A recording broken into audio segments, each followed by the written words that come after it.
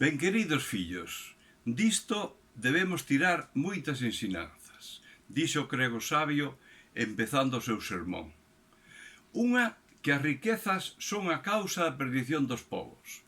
Outra, que fostes vós sós, os que derrotastes os piratas máis temidos do océano, e todo pola vosa afouteza e pola vosa unión.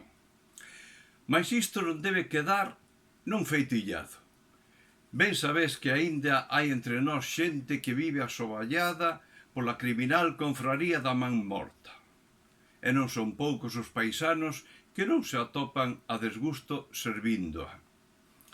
Foi para min unha gran ledicia ver como vós, os mozos, vos soubestes rebelar contra o servilismo de moitos dos vosos maiores e viñestes onde a min para loitarmos todos xuntos contra os abusos desta banda criminal.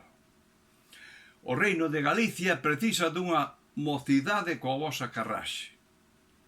En acabando de soterrardes os corpos dos piratas, ide correndo, espetar no curuto máis alto do Monte Cachelmo o pabillón do Ancú, que saiba todo o mundo quen botou a pique o bergantín da morte. Non fon os barcos da Armada Real, que facían como quen que non o vían, senón estas dúas dúcias de mozos e de mozas, pois tanta carraxe e tanta valentía tiveron elas como eles. Que ninguén volva a decir que os da Costa do Solpor somos xente apoucada e abaixadiza.